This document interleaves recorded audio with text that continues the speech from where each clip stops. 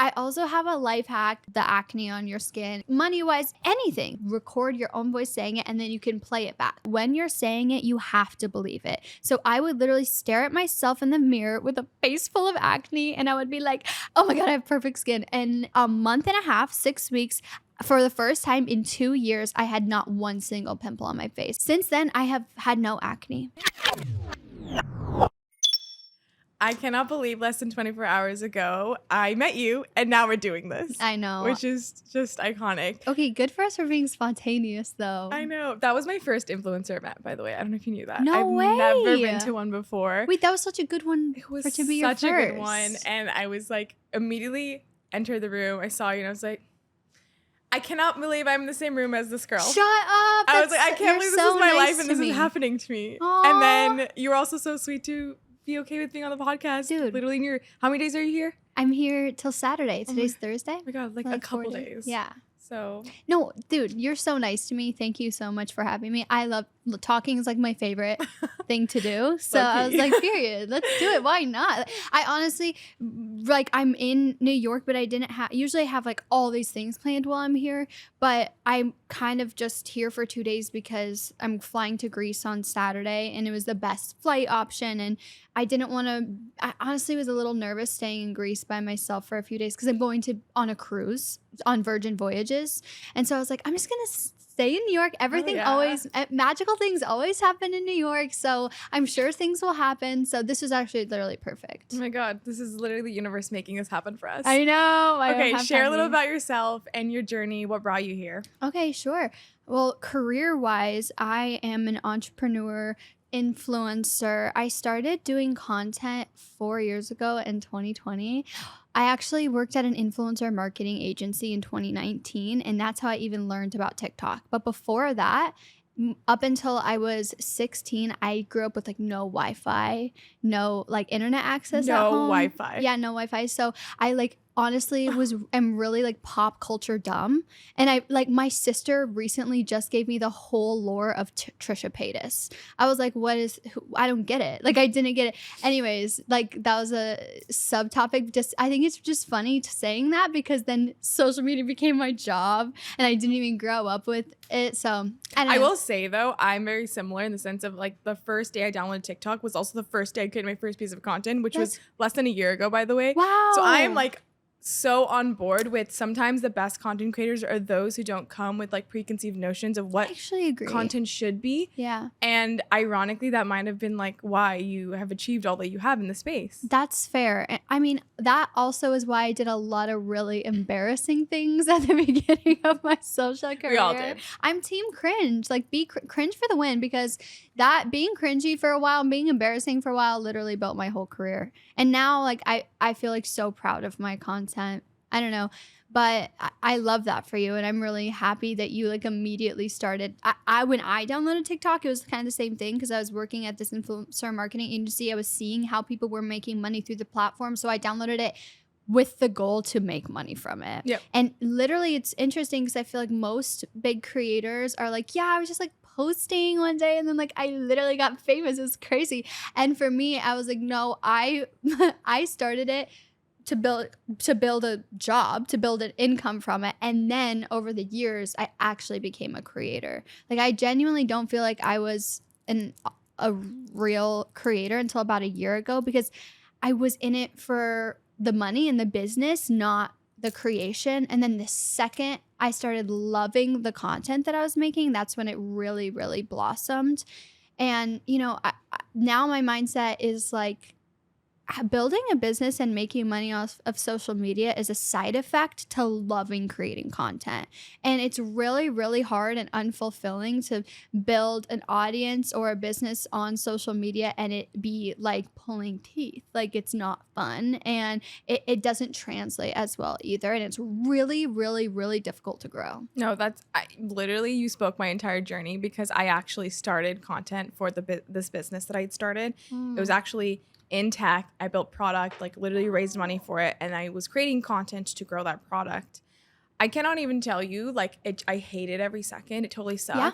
I ended up getting rid of the product, the money, everything. And I was just like, you know what? Like I just need to be me on the internet, and I just need to see where this takes me. And I definitely want to start businesses. I just don't know what it is yet, and I don't care. And I'm not pressed to figure it out because it's like you said, once you start loving content, it blows up. But then to other people, it looks like, oh, like this girl overnight success. Like 10 days ago, I had 50,000 followers. Now I have 130,000 followers. Oh my God. That looks like overnight success, but it's not, because why aren't we talking about 8 months of me putting like 5 videos out in the world? I know. And like putting in 20 hours, like trying to get better and trying to push myself. And there is really no such thing as like you wake up and you're successful. Like it requires really putting in that consistency. I have so many thoughts from everything you just said. First off, that's crazy because I went through a very similar journey. I built a business on social media and then completely dissolved it at the beginning of last year. So a year and a half ago. Okay, I want to hear that full story. I'll give you the tea on that 100%, but I think that's really cool that you had the same experience because I haven't met anyone else who has had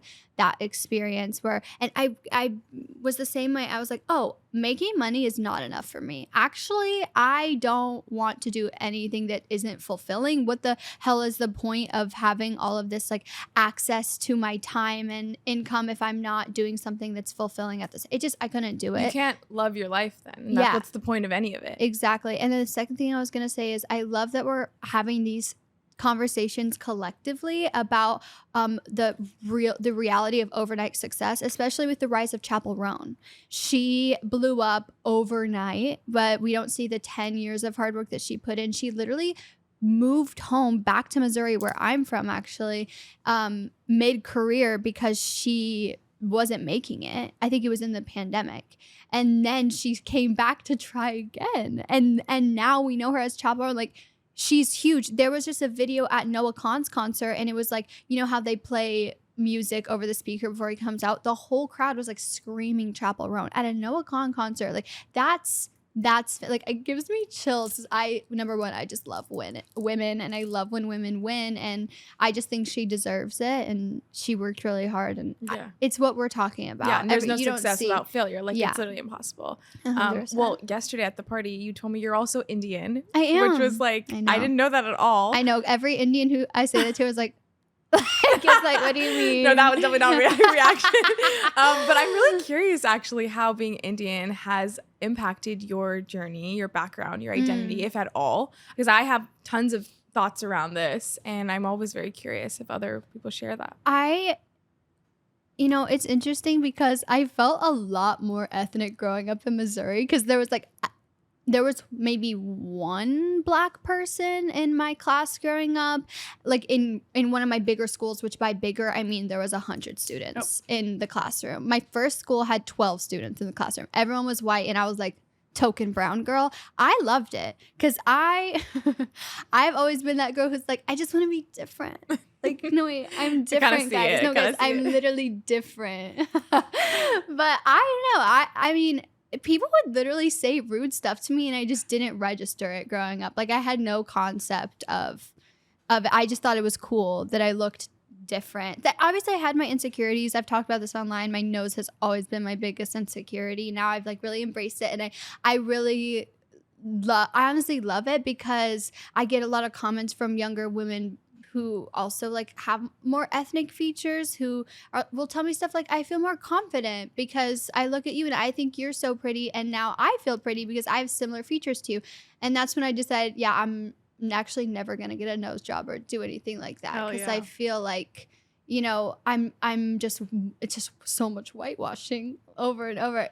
You know what I'm trying to say? I totally get it. So I've learned, I don't know, it's been like a little bit of a road. Like there's definitely been times where I'm like, oh, I wish I looked like the other girls on the internet sometimes. But also, I don't know, I've always genuinely loved that about myself. And my grandparents raised me, they're immigrants from India. They raised me to be so like grateful and just aware of like the sacrifices that they made to give me all the opportunities that I have now. And I'm just really proud to have that background, to be honest. Where do you think this confidence comes from? Like, you've clearly been super confident since you were literally a kid. I don't know about that, but That's a good question. I feel like a lot of people in my life tried to like beat the confidence out of me because I grew up really, really religious. So confidence is usually seen in religious communities, especially from women, as arrogance or as being vanity, like too vanity or too full of yourself. Like all growing up, it was like the world doesn't revolve around you. And I was like, no, but it does, because my world does revolve around me, and my life reflects my choices and my decisions and how I present myself in the world. Like that's what my life is going to look like. So I was like a theater kid. I just have always had a giant personality. I've been like thinking about this lately. I was like, wow, I think I've been annoying. I think I grew up like kind of an annoying person, but I didn't even really realize it. I just feel like I was not socially aware of a lot of things, to be honest. Like, but your reality is just your perception of it. Yeah. And so ultimately everyone else is a loser in this situation except for you, because you can look back at your memories and perceive it how you want to. Yeah, I agree. But I don't know. I don't know if I had so many insecurities growing up, but I was never, I don't think I was ever like, in a sense, how do I say it?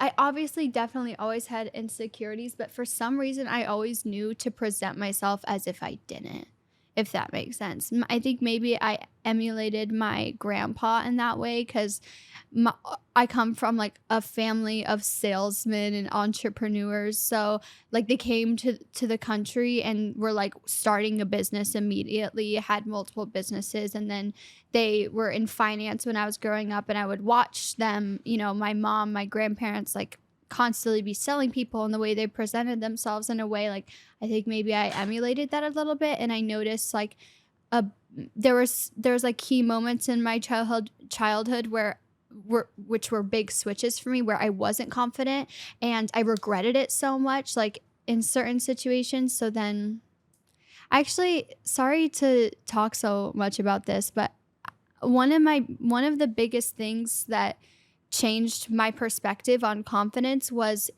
early on in high school. There was this girl in my class, and she, in genuinely the kindest way possible, she just didn't fit into the beauty standards that I thought I had to fit into. Like I was very insecure, and I was just like, I don't look like any of these girls. I don't look like the girls in the magazines. And neither did she. But the difference between me and her was that she walked in the room and she acted like she had never had an insecurity in her entire life. She just was like, she was the most confident, lively, happy, genuine version of herself. And I would just stare at her in awe, and like the way that she acted, and she became the most beautiful woman I'd ever seen because of the energy that she presented herself with. And I was like, oh, I want to be just like that. And so I literally started acting like that. Wow. It's crazy, because I always tell women, it's like, you have no idea the influence that you have over people in the world. It could literally just take 30 seconds of being around somebody and them watching you and being like, I want to be like that, and them starting to emulate those characteristics, and it changes their lives. You have no idea. Totally. It's like intuitively natural for human beings to mirror your projection of yourself onto you. Mm-hmm. And so if you come across as confident in yourself, if you feel beautiful, if you feel smart, and if you feel like you belong somewhere, mm-hmm. that energy is just going to be passed on to the person next to you. And they're going to mm-hmm. be like, oh, I also feel like she belongs here, and I also feel like she's beautiful and confident and smart. 100%. And people don't realize that's actually just the secret to life. The beauty standards are created by us, mm-hmm. and we can also recreate them and redefine them. That's on us to do it as well. I 100% agree with that. Honestly, like I also, I don't know if you've had this. I think everyone has had this experience. Have you ever looked at someone and been like, whether you see them as like a beautiful person or like a not so beautiful person, and wondered like, if they acted differently, would I view them differently? Does that make sense? Totally. I was literally watching a show earlier doing my makeup, and I was like, wow, this girl is actually really beautiful if she wasn't such a bitch. Like, but I don't see her as beautiful in that way because she's so mean to everyone. And mm-hmm. it's the same. It's the same as like, if Do you catch my drift? Have you seen actresses in one movie, they'll be portrayed so beautiful, in another movie you're like, wait, I just don't think they're that pretty in this movie, but it's really just their character actually that's being projected, and it's literally the perfect example because that is the perfect example. Most of the time in people you read in real life, they kind of have one character, and so you're like, I can't even tell if you're pretty or not, or if you just had a great personality or like what it is. But like movies are the perfect proof point of this fact. 100%. And there are some girls in my life that, you know, haven't done like super nice things to me, or maybe have like said stuff that have really hurt me.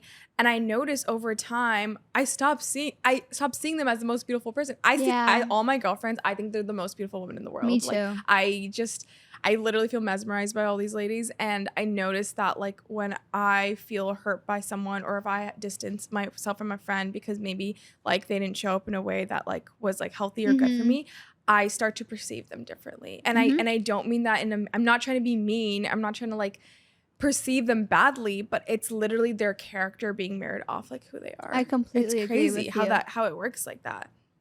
So I want to hear about the business, especially because you said that it's a similar experience. Yeah. So you were an entrepreneur before you were an influencer. I was. And I want to hear I'm still an entrepreneur. Absolutely. But I was more business focused before because I didn't know what I wanted to create, you know? And so my mindset was very much around money. I didn't grow up with money, and I always wanted it.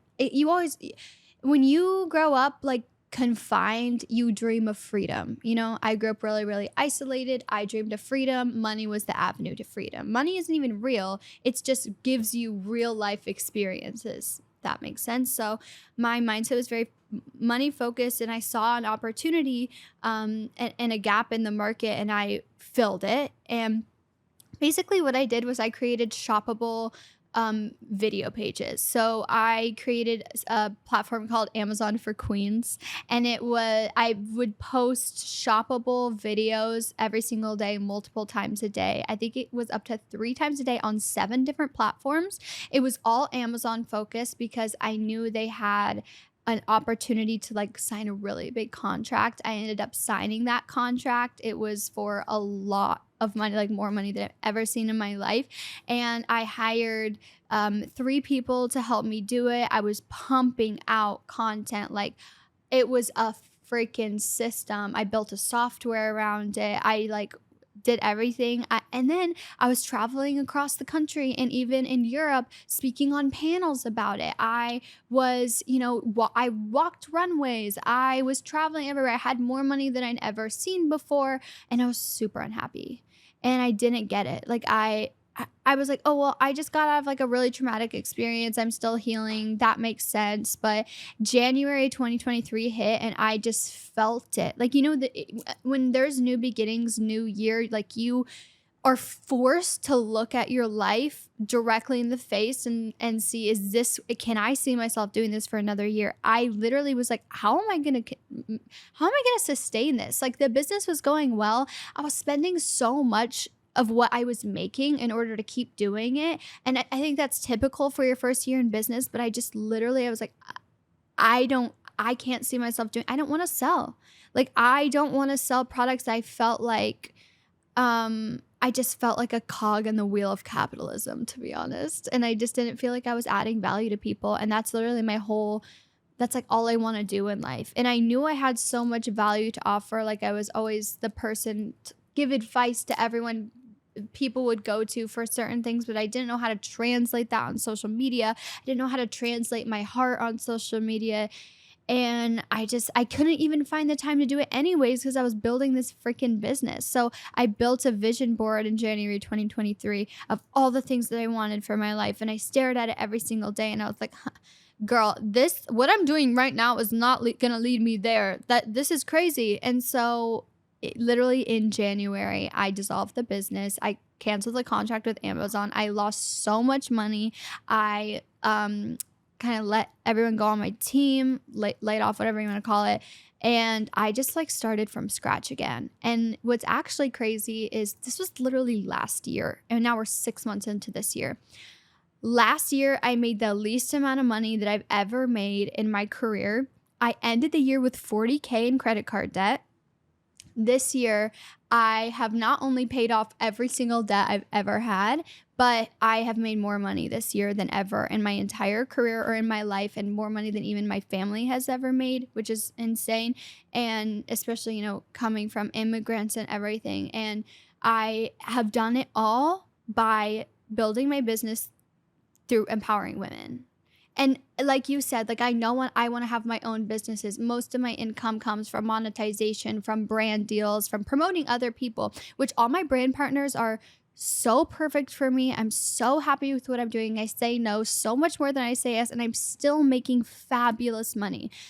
When I'm ready to launch another business, I absolutely will. But if it is not adding value to people, if it is not fulfilling me and my purpose, then I will not do it. I will never walk down the path of making money for the sake of making money ever again. I learned my lesson. Totally. Every journey is a spiral. Like you don't just go down this like very obvious path where every year you make more money than the next. Like it comes with like really low lows if you want the really high highs. And there's this concept of Maslow's hierarchy, which I'm sure you know, which is like you can't actually think about topics of fulfillment and purpose without like having your basic needs met, which like money provides. And so it's actually really critical sometimes for you to go and do the thing that gets you the most money possible, closes that fear of money, closes that door. So you can actually have this space in your head to ask yourself, wait, what do you truly want? And like, what actually is your purpose? And the truth is like, until you stopped feeling that scarcity of money and like, you were probably never going to be able to get to this point. So it's actually so critical for you to go down that path and actually do that crazy contract with Amazon and actually build that business to fully understand, okay, money is actually not the end all be all. It's not the answer to life. Yeah. And like, in order to actually find happiness, there's like a lot more, like money can't buy happiness. And like, it's for anyone who doesn't have money and you tell them money cannot buy happiness, it's not going to translate for them because they don't even have the privilege to ask for happiness because they don't even have the money to buy like basic things. I was definitely like in the exact same boat where like I was like money chasing to like fill my student debt and like find that independence and create that financial independence for myself. And it really wasn't until like I truly saw just a massive amount of money to be like, wait a second, I'm so not money motivated. And then to like go backwards. And when you go backwards, you do have nothing for a while before you can recuperate. Oh, the nothing part was the scariest part of like that. The nothing part after having something is way scarier than the nothing part before you have something. 100%. Because you actually experienced what it's like to lose something. You actually knew what it was like to have it. Yeah. And in that moment, it's when everyone around you is going to say, you're crazy and stupid for doing this. You lost everything. Like, why do you think this is a good idea? And so it takes that much more motivation to be like, I'm going to ignore what everyone around me is saying and still believe in myself and then climb through that. And that's really how you like rise to like be exceptional and find the point where you're making the money you want and you're doing the dream thing that makes you happy. And people will spend their entire lives doing things that make them unhappy because they're like, well, I got to pay the bills, because they're not willing to live in that moment of fear where everyone around you is telling you you're not good enough. Right. But you have to be okay and comfortable with the fact that maybe everyone is wrong about you and like the only person who really knows you is yourself. Yeah. Which is a very scary, difficult thing. Being able to be in touch with your intuition, especially as women, is literally the best thing you can possibly do for yourself, because nobody else is going to be able to give you the roadmap for your life. Your parents, your family, they can only help you as much as they've been able to help themselves. They can only teach you as much as they've learned themselves. And if you're looking at your parents' life or your friend's life or whoever you're taking advice from and you're like, I don't want their life, you shouldn't be taking advice from them. Before any of this even started, I dropped out of college, and because I was getting all these opportunities working at, I was working at a music label, I was working at influencer marketing, I was getting job offers, and I hated school. I never saw college as like my path. It was just a way to leave Missouri. And so then the first thing I did was like get as many internships as I can. I worked so hard in college. I had no fun, to be honest. And everyone around me, when I was like, oh, I'm leaving college, like my family and everything was like so mad at me, so upset with me, and like so like just didn't believe in me at all. And every single time I talked to them were like trying to push me in different directions. But I saw this as I when TikTok came out, I was like, this is the only time like I have to like really create something for myself online. Like I knew I always wanted to be famous, always. And it's such a scary thing to say that, because people are like, "Ugh, who do you think you are? You want to be famous? Like, who are you? Like, are you in kindergarten?" Fame is just the resource of having people's attention. I've always wanted people's attention, and I've always known that I had something to say from like a very young age. I really hated my childhood, and so all I ever dreamed about was like what was to come after for my life. I was like, I know my life is going to be amazing because this part sucks. And that's alchemy, like turning pain into purpose. But all that to say is you literally don't have to have anyone else believe in you but yourself. You are the only person that matters when it comes to chasing your dreams and making them reality, whatever that may look like. For a while, my dream was to be famous and make money. I didn't know what that was going to look like. That has evolved and changed and grown so much with me. And now my dream is to make money, be famous by empowering other women, and through the resource of fame, being able to help so many other women fulfill their goals as well. That I don't want it unless I get it to do it like that at this point. I actually talk about this. Like, I really want us to destigmatize the concept of being famous is bad or like it's attention seeking, because that's truth of patriarchy.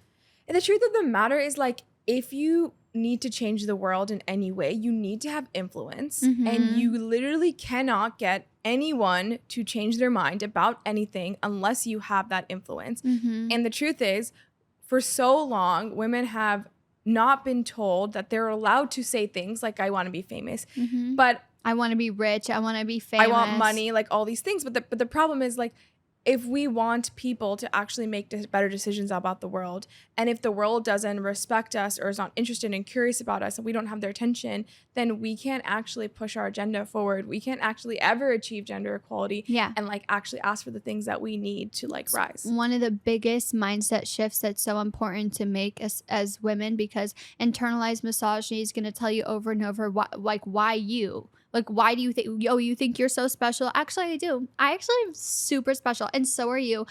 If I'm capable of it, so is everyone else. And that was, I couldn't even say it out loud. Like, I couldn't even say it out loud for so long. Like, I want to be famous. I was like, like the drilling in my head that like, who are you to even think that, was so deep. But that was preventing me from actually achieving it. I was like, well, I'll just achieve it in silence. I'll just achieve it like without really believing it. That's impossible. Oh yeah, like, it's impossible to show up mindset. on camera and actually be magnetic unless you believe you deserve that space. Yeah, it actually doesn't work. And I know, because I failed for so long. Me too. Because I believed I was not a TikTok girly, an Instagram girly. Like, I was like, I'm not like them. Like, I'm different. Like, I'm this like tech girl. Like, I'm nerdy. Like, I'm shy. Like, I should go start a tech company. Like, why am I trying to like create a podcast and like yell my opinions on the internet while doing my makeup? Like, that's not me. And I kept telling myself that, but then I would still make the video because I knew I wanted it inside. And then it would come off like it would just be a terrible video. Like, no one watched it. And then the second I reversed that in my head, I was like, wait, actually I have great interesting stories and opinions, and also I totally deserve the space just like anyone else on the internet. It was literally like what I was saying before, like it's what seemed like overnight success, because I was just getting into myself and like allowing myself to feel like valued and purposeful. And I 100%. That's the hardest part. It really is. No one is stopping you except yourself half the time. Yeah. And you have no idea how much influence your subconscious brain has over your everyday decisions. So if you have a subconscious belief about yourself, like I'm shy, I'm supposed to be behind the screen, I'm behind the camera, it's bad to want to be rich.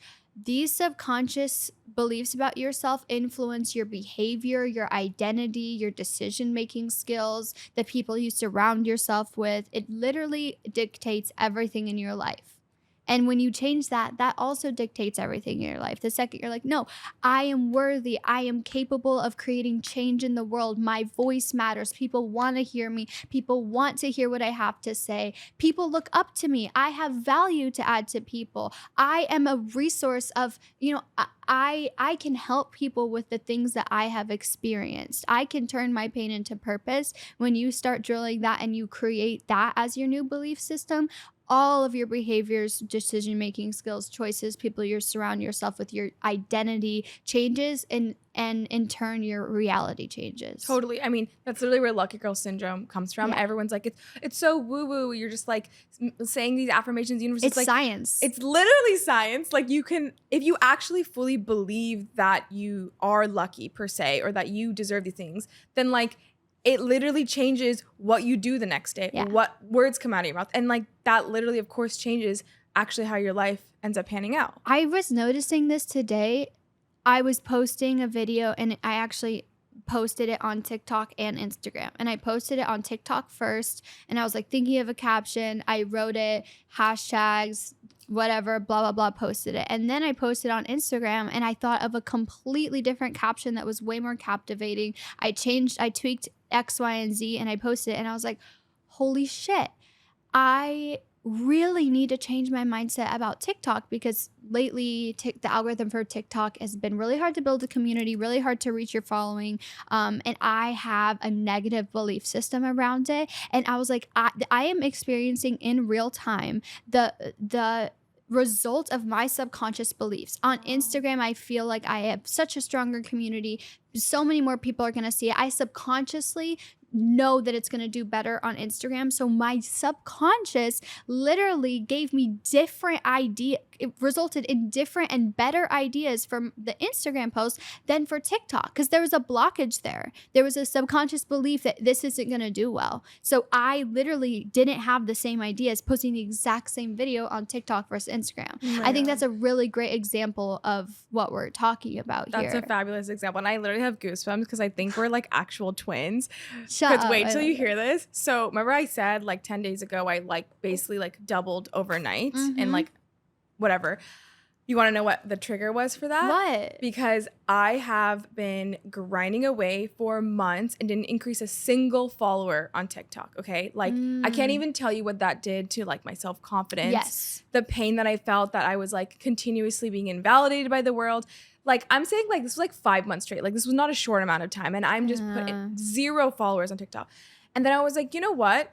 Like screw it. Screw TikTok. Like I can't do it anymore. Like TikTok is not a place where I'm able to thrive. Like I can't build a following here. Like I'm just going to grow. I'm just going to try Instagram now. Just going to try Instagram. I'm going to create for Instagram. And I'll just also post on TikTok because it's free for free. Like it's 30 seconds extra of work. I've already spent 5 hours on this video. Yeah. I might as well just put it there. So what I would do is I would like cater and like think and visualize the feed when I was making the content and post it. And that is how my following blew up overnight. And also, guess what? I've also doubled on TikTok. Oh my God. But I don't think about TikTok ever in my content. When I post, I leave. I exit that because I just have like a bad negative feeling when I go there because of like literal trauma of 5 months of trying to grow on TikTok and it not working. And this is the exact same thing. It's absolutely this. I have a life hack for anyone who also, and that is amazing, by the way. I'm so happy for you that you are growing. Congratulations. That's such a huge win. I know how that feels. I know what a confidence boost that is. And I'm so happy to hear that, genuinely. Thank you. Like, I'm so happy for you. You deserve it and you earned it. And you're just it's just up from here, babes. I love that.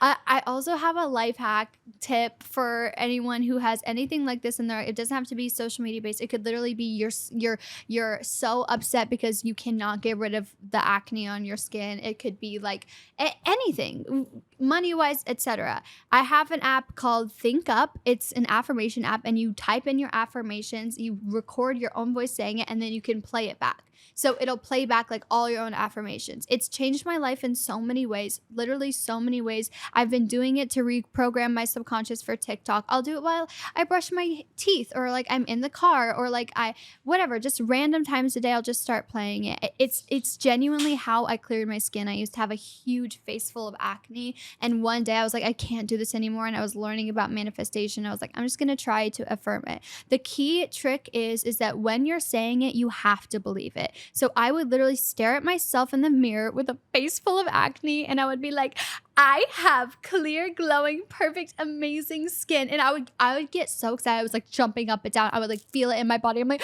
oh my God, I have perfect skin. Oh my God, I have perfect skin. And within a month and a half, 6 weeks, for the first time in 2 years, I had not one single pimple on my face. And I have like 2 pimples right here, and I've like been doing my affirmations again. It's literally just from hormones.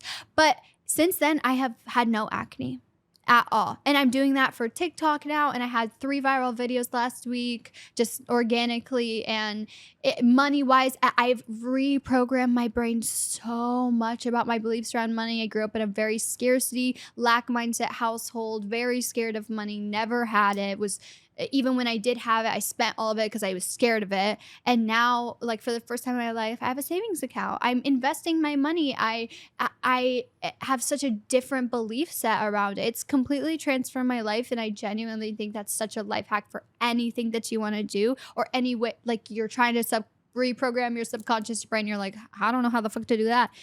Do that. No, it's so true. Oh my God. And it's not woo. It's so much. It's science. Because so much of like negative self-talk induces stress hormones, anxiety hormones. It actually like fucks up our entire hormone cycle, which in this case, it's directly creating acne. But also, let's just like not talk about skin, for example. Let's literally talk about like maybe you want a job, or like maybe you want to get that video to be viral.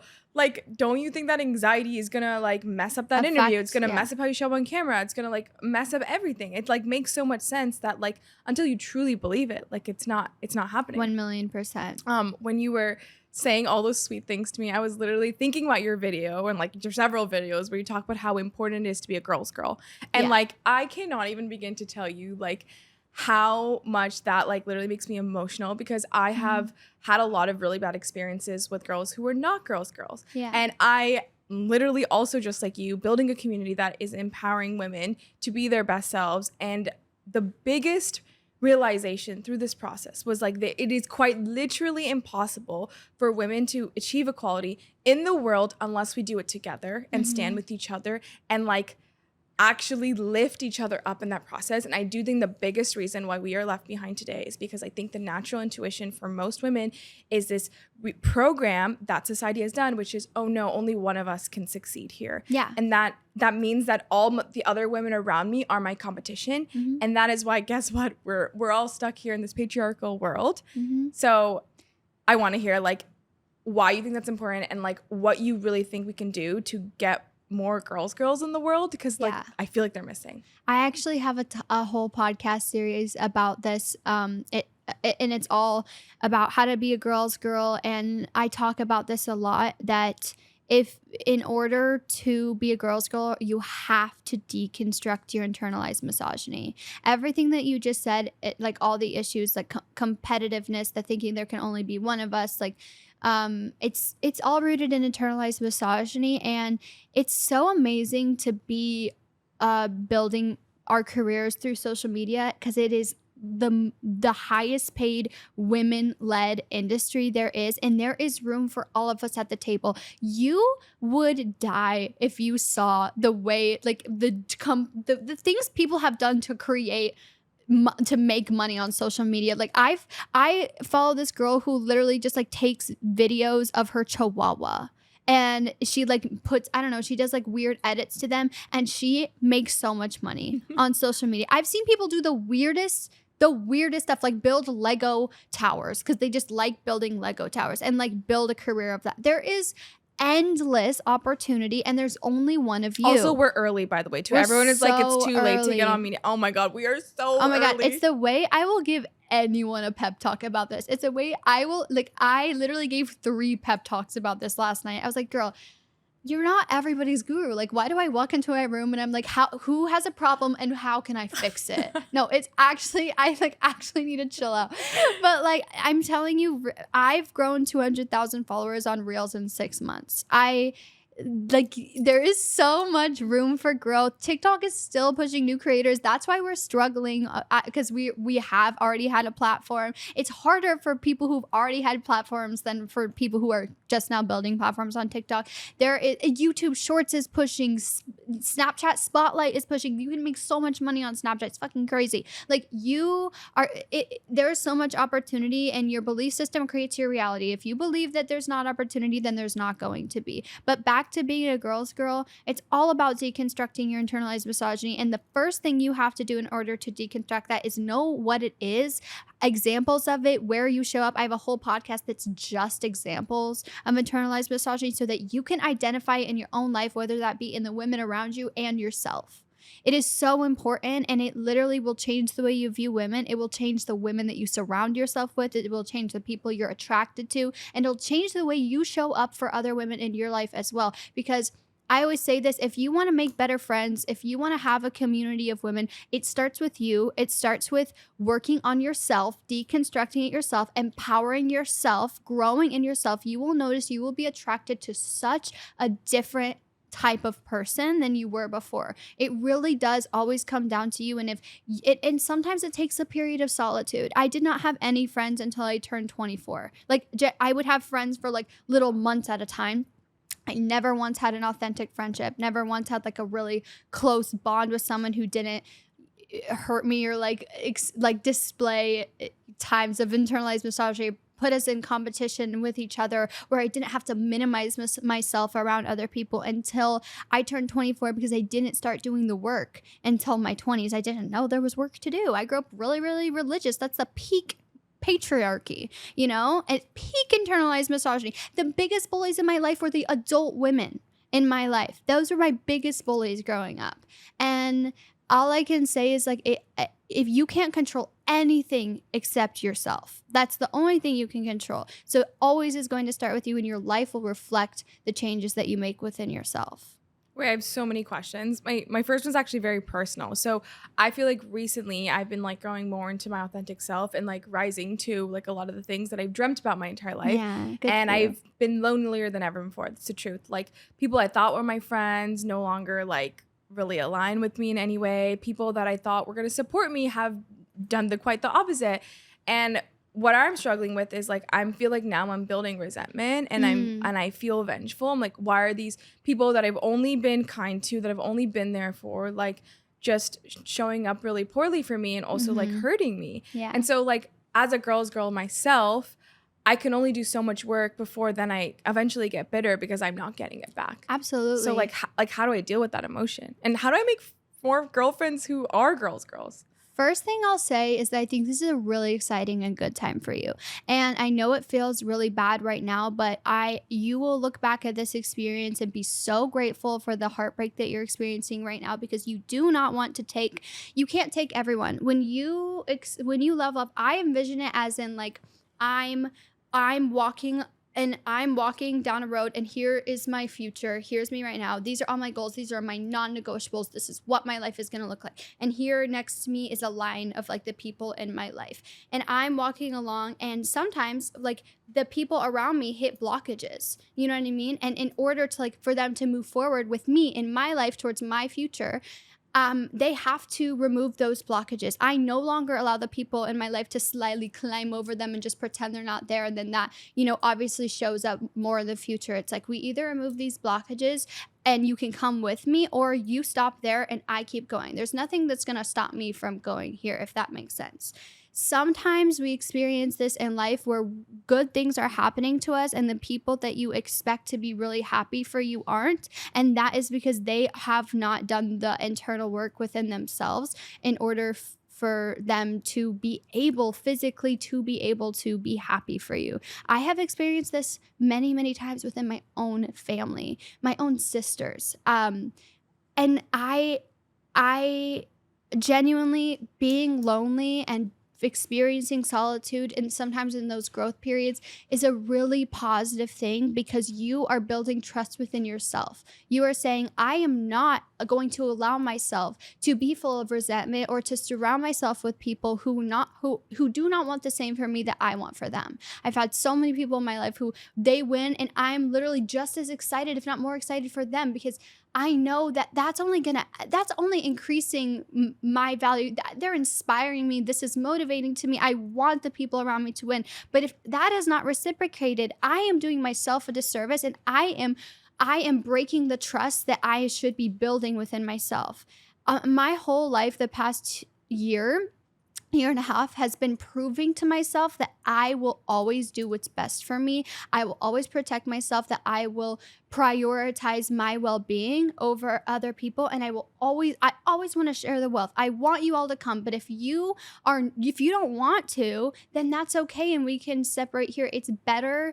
It's so much better to like move on peacefully than to stay in relationships where all you're building is resentment. Resentment is one of the lowest vibrational feelings that you can have. Like I've experienced it so many times, and there's only so many kind of like conversations or that you can have with people until you have to realize this person has work to do on themselves. And if they are not taking accountability and taking action steps to do that work so that they can be my friend and be authentic within me, that I have to move forward and know, because I have an abundant mindset, that there are better things for me in the future. There are better relationships. The universe has so much in store for me, and I am not going to sit here and think these are the only people that like this is, I'm so attached to, like, it's a control thing. Like, I'm attached to these specific people, and these are the people that are my friends, and I've envisioned my life with these people. It's kind of like letting go of the control and being like, oh,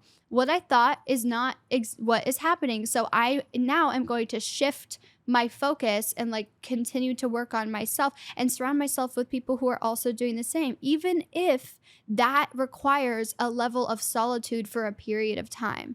And I've been through it. It is lonely, but through that loneliness, you are building trust with yourself, and you are opening yourself up for new relationships, new opportunities, new like we met. Like, this is an amazing aligned connection, and you were open to having that experience. And there's so many more people. There really are. Mm-hmm. It's an abundant mindset. Yeah, I love that you said abundant mindset, because if you actually have that mindset, just like you said, that vibration is going to attract someone else who has an abundant mindset, and then they're not going to feel threatened by you or feel like you could possibly make them be less than. Like, it doesn't even make sense in that world. So I definitely have to practice that. And all it takes is one person to do that for you and raise the bar. On New Year's Eve, or the first day, January 1st, of 2023, I met my best friend, Emily, who literally, she is the reason why I've honestly cut out so many people in my life, because my bar was like way down here. I had never experienced better. So I had relationships that were down here. I meet Emily. She not only was so happy to see me win, but she uplifted me in every way that she uplifts me in every way that she can, is constantly pushing me to be better, constantly checking in on me, constantly like adding value to my life. And she brought the bar up here. And so no longer could I stay down here with these people. I was like, either y'all come up here, or like, I'm staying up here. I have a pie chart of my time, and there's a tiny sliver I have for friendships. I'm a busy girl. I'm not spending that sliver with people who are down here. I'm spending it with these. And then when she raised the bar, suddenly I meet this other person who is at that bar, and I meet this other person who is at that bar, and they're adding value to my life, and they're appreciating me, and they're pushing me forward, and they're giving me their advice, and they're loving on me. And I'm like, oh my God, like this is amazing. And it literally, that was a year and a half ago. And now I have so much better relationships in my life. And I'm so grateful for the experiences with the relationships that were down here, because I learned so much about myself. It taught me so much. And I don't think we outgrow people. I think we outgrow versions of ourselves that align with those people. And sometimes, as we grow into, different, we align with, more to our higher self, like the less we align with those people. Totally. No, that makes so much sense. And honestly, like, I have like some girls like that in my life who just completely make me feel so supported and so loved. And it's really on me that I'm not keeping my bar at that level and like even making room for anything lower. Like you said, like I don't have any extra time. Like who am I kidding? Yeah. One thing that you said that I want to circle back to, which is so interesting, and I have so many thoughts on this as well, is like you said, religion is super tied to the patriarchy and how that like honestly is kind of a problem. Religion is rooted in the patriarchy. So yeah, I mean, I'd love to like understand better, like what is your relationship with religion? Like how do you like really come to terms with a lot of these like honestly like very patriarchal notions of a lot of religions? This is something I haven't super explored publicly, but I am not religious. I grew up extremely religious. I was a Christian up until about 2020 was when I really realized like I actually don't align with Christian values at all, or like the Christian mindset at all. And I started exploring like, okay, so but I still absolutely believe in a higher power. The word God is a little bit triggering for me, although it's the same exact meaning in my opinion. It's just a different word. I like the word universe. It feels safer to me because I have so much religious trauma. There's a connotation with God that doesn't align with me. So but it's the same word if you were to use God. It's the higher power. It's the belief that there's something bigger than me. I now categorize myself more as spiritual because the biggest difference for me between religion and spirituality is religion is the only, we have so many similar beliefs like love and, love at the end of the day. It's really love and the belief in the higher power. But the biggest difference for me is that when I was a Christian, I would look out in the world and I had the mindset of judgment and fear at all times because I was looking at other people and I was condemning them. And I'm sorry if you're a Christian and you say, "Oh, I don't judge anyone." That's honestly impossible because that's exactly what we're taught. We are taught to like look out into the world and try to save everybody around you instead of just. In spirituality, you are taught how to become the best version of yourself and that inherent and add value to the world and put love into the world and treat other people well. And that alone like vibrates at such a higher energy than like looking at people and like, how can I save you? Like that was my mentality as a Christian and like judging them and like making sure they're in line and they're, being like, oh, that wasn't very Christian like of you. It was a toxic environment and a fear-based environment where it was like, why actually, if I go back to it, it's like, why was I a Christian? Was it really because I aligned with everything that they said? Whereas it's like, no sex before marriage. The man is the leader of the household. Being gay is wrong. Or is it because I didn't want to go to hell? I do not believe in heaven or hell. I do not believe that this is the place we go and it's like, oh, if you fuck this up, you're out of here. And if you really actually go into the Bible, like the rules to get into heaven, ain't none of y'all going. That's crazy. Okay, I'm sorry. And when I took that out of the equation, and I saw this experience as more of an opportunity to grow, I believe that like on the other side, like when we die, we go back to the spiritual realm, and we are simply like our spirit, but removed of ego, removed of the low vibration of the earth. And that's an amazing, wonderful environment to be in, but it's not necessarily an environment where you can really grow because growth comes out of like difficult experiences and like lessons that you have to learn. And that's why we come here. Like I think that I picked this life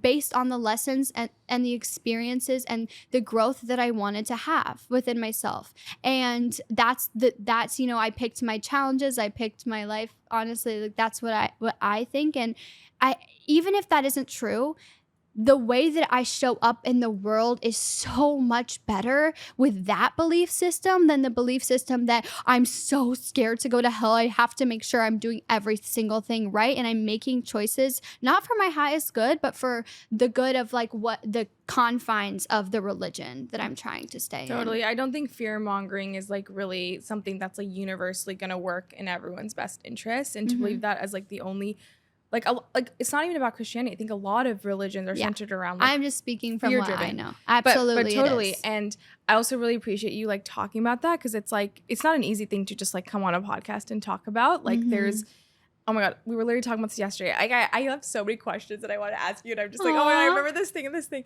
But we were talking about yesterday how like the haters on the internet are actually our best friends, because they're actually helping us make more money, because they're making our content more viral. And how like it's just so interesting to see how all that like extreme negative energy, like it's kind of like on us of what we do with it, right? Like, are we gonna take it personally? Are we gonna like, are they gonna like, we're gonna let them make us feel smaller? Or are we gonna be like, let's look at the bright side here. Like they're actually just making us like show up on the For You page and like helping us find more people who like actually align with us and follow us. One of the issues you also talk about is in support of like Palestine, and that's another like super complex topic that a lot of, you know, influencers will like steer clear from, like just because like they don't want to attract the haters. And I would love to like understand your perspective on like why you think it's really important to like stand up about these issues and talk about them. And like, do you think it's important for all influencers who have an audience to like speak on these things? You know, I struggle with that because I have to align ethically with my morals and my values, and I try to stay honest to that. And that's how I just don't think that's how I don't think that's how a lot of influencers look at their pages. I don't think a lot of influencers look at their pages as businesses or as, you know, like in the what, like thinking what influence, if I'm an influencer, what exactly am I influencing people to do? What does that even mean? And at least for me, in terms of talking about Palestine, when I first found out about it, I was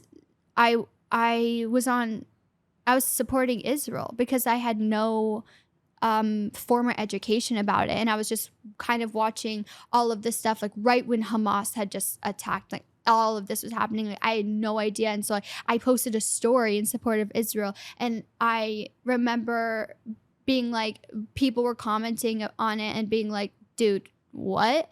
And I realized, I was like, wait, I am not educated about this at all, and I actually don't know and I shouldn't be posting stuff that I actually don't know about just because like I seen a few posts and I'm like, oh, that like we're obviously supporting this. And so I took about a month to really do my due diligence, do my research, watch the creators who were really, really going in depth and explaining everything, doing my own, you know, just learning. And when did it happen? It started early October. And then I posted my first video about it November 11th because I had done like a month of kind of figuring all of this out, because for me, it was just so heavy on my heart the whole time. I had spent a long time like trying to figure out what exactly was going on, and I felt like there was just so much propaganda and so much brainwashing in terms of like the way that we're supposed to view it versus like what's actually going on. And I absolutely felt like it was not necessarily like it was my responsibility, but it was just something I wanted to be a part of. I really wanted to be on the right side of history, and I just authentically felt really passionate about it. So I talked about it. It wasn't more than that, to be honest. Yeah. Like, I didn't feel like I was gonna change the world or anything, to be honest, because I wasn't like out there outspokenly like educating people on it in any way. But I absolutely wanted people to know. I don't care if you agree with me or not. Like if you're on the side of Israel, like I wanted my followers to know what side of history that I stand on. Yeah. If that makes sense. Totally. And the truth is, this is what I believe. Like, we have pretty big platforms, pretty big audiences. It's kind of our duty to do that education and use our influence for good. And like that takes work. Like, we're not gonna like know everything, and we have to make sure that like the things that we're saying are actually like having a positive influence on the world. Another thing that I always think about is like how all these influencers are always promoting like really unrealistic beauty standards. And like that is just so toxic, Roman. I mean, I know it's affected me a ton. How do you, through your content, make sure you're promoting like healthy like body image and self-image? Yeah, so I actually I'm very passionate about when it comes to beauty standards, but at the same time, so I openly struggled with an ED that I have healed from. So I feel like people have seen me in so many different bodies. Like I have had so many different bodies online, and I've done so much work on myself to like kind of deconstruct that the beauty standard that I like expected my body to fit into. But I talked about this earlier, when it comes to like even my nose, like I contemplated a nose job literally for 10 years. I was like, I could so easily look like, better when it comes to American beauty standards if I did this or this or this. But I think that what makes somebody beautiful is what makes them different. I don't think looking like everybody else would make me inherently like more beautiful. I think that confidence is a big thing, and I really wanted to find my confidence in what I look like, but also some women just find their confidence like making tweaks within themselves, and that's also okay. I think one of the biggest issues I have with beauty standards right now is like the skinny complex. Like we're back to that 90s like look like a twig era, and like all the skinniest like the skinniest girls are like what we're looking up to as beauty standards right now. And it's just so funny because like a while ago it was like the Kim K body. Everyone wanted like a big ass and big titties, and that was it. Like that's what we wanted, and now we all want to look like a twig. And I'm just really trying to find just embracing what my body it looks like, and authentically, and also like treating my body really well, like making really good decisions for it. And that's when I feel the best about myself. The thing about it is, to be honest, like I do feel like I've really struggled with like showing my body online for the past year, and I've only recently, like literally in the past month, been doing like get ready with me's where like I'll be in like like more showing more of my skin, or like obviously it's summer, so I've like posted bikini photos or whatever, and kind of embracing it. And I feel like sometimes a little, I like have so many, trying to figure out how to word this.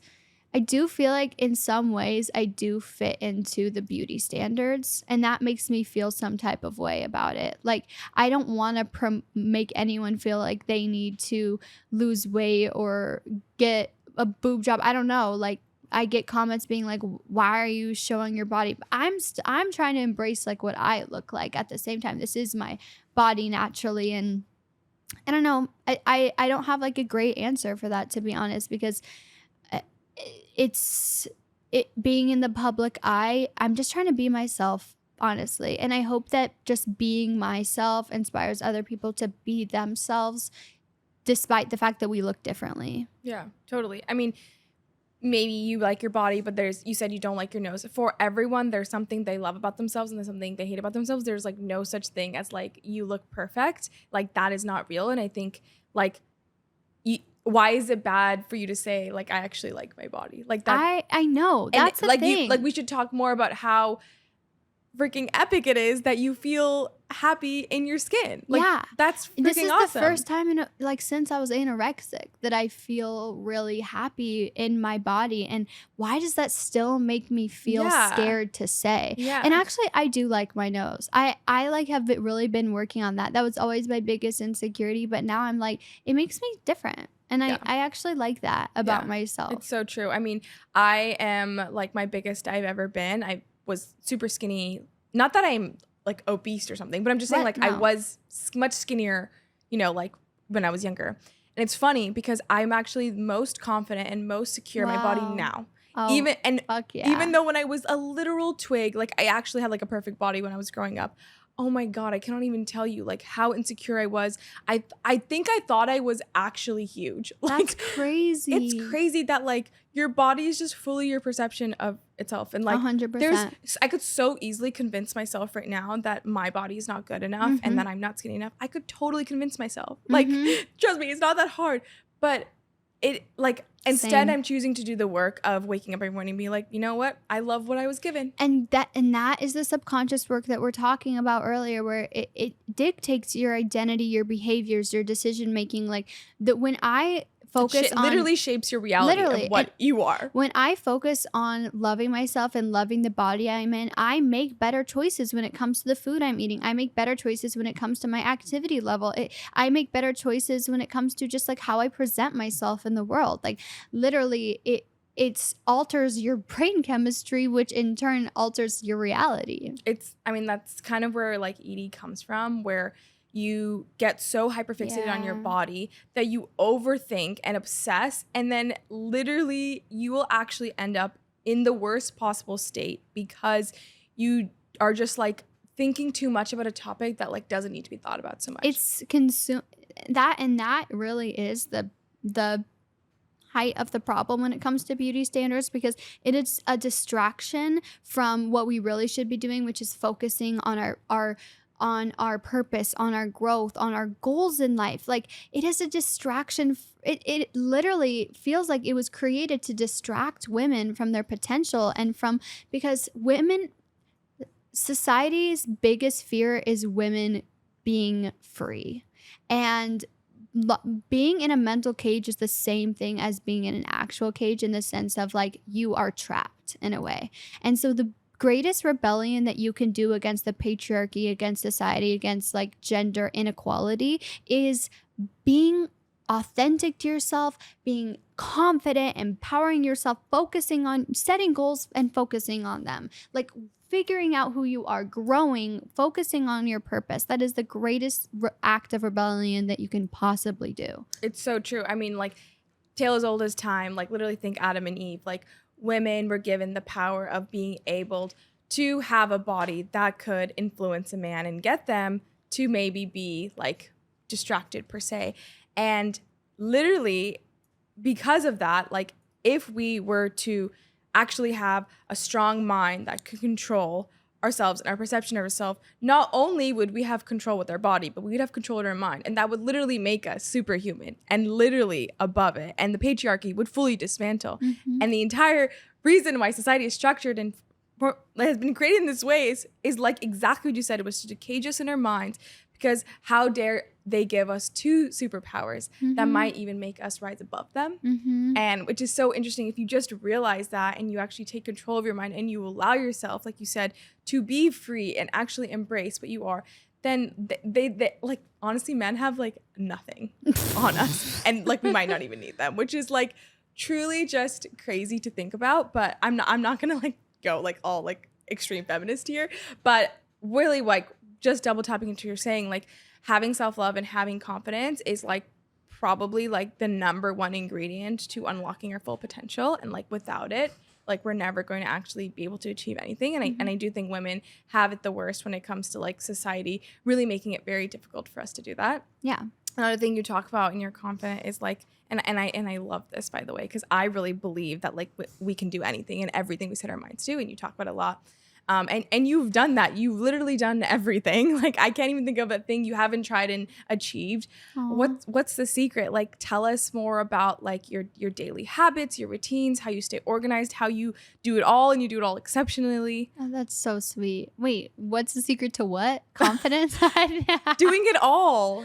And being great at all of it. Like you're so beautiful, you're smart, you're successful. You've also like trained yourself to be like really great with money. Like these are all like separate focuses. And it's not only that, even in your work, right? Like you run a business and you have a podcast and you're doing like every social media channel possible. And I know you have a YouTube, and like that's a lot. And I just like, there are very few people in the world who are like doing everything. And then if you look at everything individually, like it's like excelling. That's very, very sweet of you to say. I think, well, the number one thing is, it's what I focus on the most on social media, which is the mindset work. Yeah. The more that I have worked on my mindset, which I come from such a different mindset. I can't even tell you how different my mindset was growing up versus now. That has literally affected every single thing in my life. And that's like the majority of the content that I make is like how to take your power back. I'm writing a book right now and it's all about that. And the second thing I'll say is delegation. When it comes to doing everything, I delegate so much, and I work less now than I've ever worked in my life. I work a ton, don't get me wrong, but it's feels so much less like work, and I'm really not doing anything that I, one, don't want to do, or two, doesn't make me money. And that has freed up my creativity and just everything that I am, and like my self-work so much. And this is a series that I've been doing right now about how I hired a chef, and she's really my house manager. She works about like 10 to 20 hours a week. She makes all my food, she cleans, she does laundry, she does errands. And then I have another assistant who's my business administrative assistant, and she does all things like calendar, scheduling, emails, outreach, posting, editing some things. Like, I separated the two roles, and then I have my lawyer who goes over all my contracts, and then I have my relationships with my agencies who bring me opportunities, and I manage myself, and I make my own content, and I focus on the things that I like doing and I want to do. And my business has absolutely thrived because I focus on my health. I focus on my relationships with the people around me who uplift me and teach me things and empower me. Like, that has genuinely changed my reality, and I'm traveling and I'm having new experiences, and I would have to narrow it down to those two things as the most important things. And obviously we can't come into the world and be like, I'm gonna hire a chef and someone to do my laundry. Obviously it took a lot of work to get here, but what you can control is your mindset as you're growing into that. And even part of my series, I posted it today, was how even just with $400 a month, how you can delegate things that take up your time and don't make you money, so that you can pour your time into things like resting so that you can show up as your best self, or focusing on that side hustle that you're trying to build, or working on your art, whatever that is, creating those things that are so invaluable when it comes to your future and your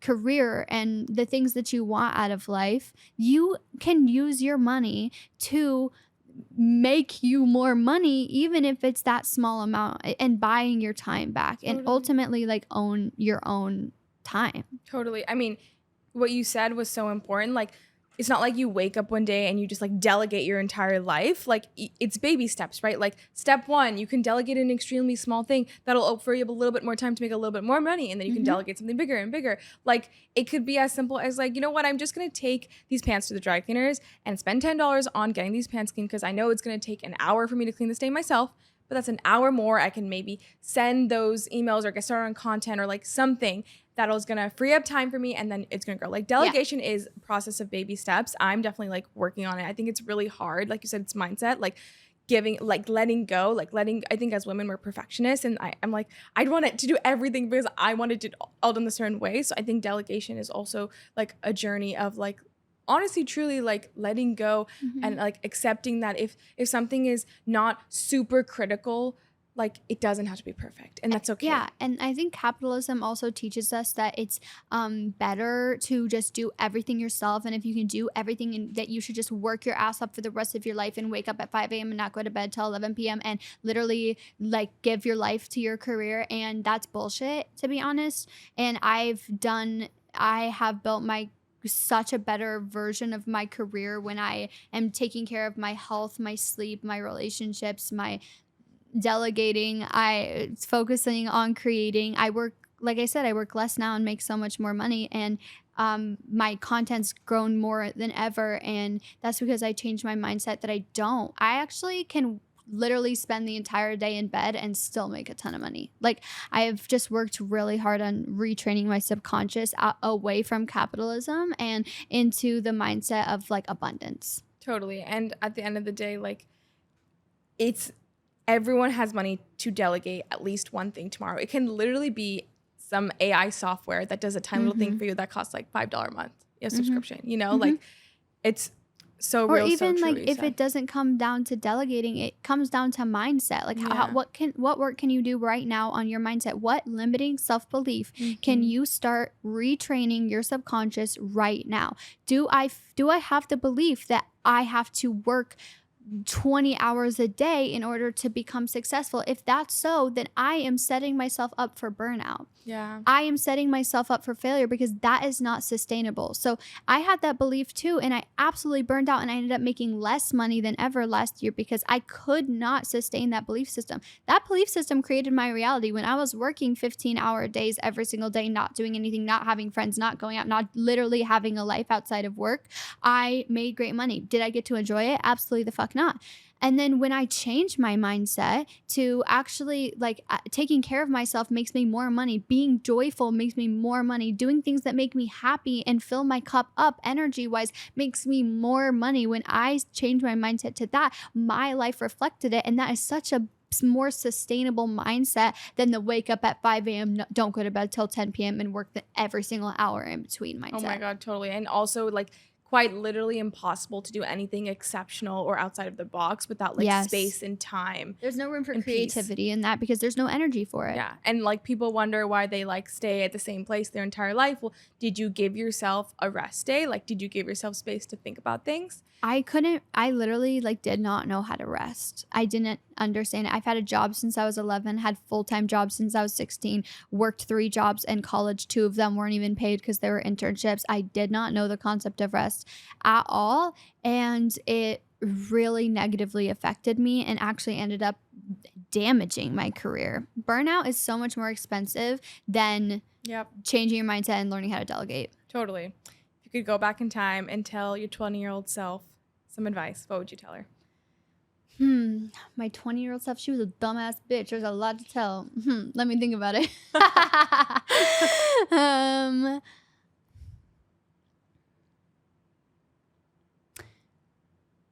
Learn how to say no, and don't be afraid of people thinking that you're a bitch, especially men. It is so much better to be seen as a bitch than to be taken advantage of. Oh my God, beautifully said. We're going to have to end it at that because it was so good. That was so fun. Thank you for coming. Thank you for I literally having feel me. like we're like soul sisters now. You're so and sweet. Everything you said like truly is stuff that like every woman in the world like needs to hear and like needs to understand. So that is so sweet. Thanks Thank you for speaking having your me. mind and your heart. Always. Thank you so much for having me. It was so good to hang. Yay. I know, this is the perfect hangout session for us. I know, literally perfect.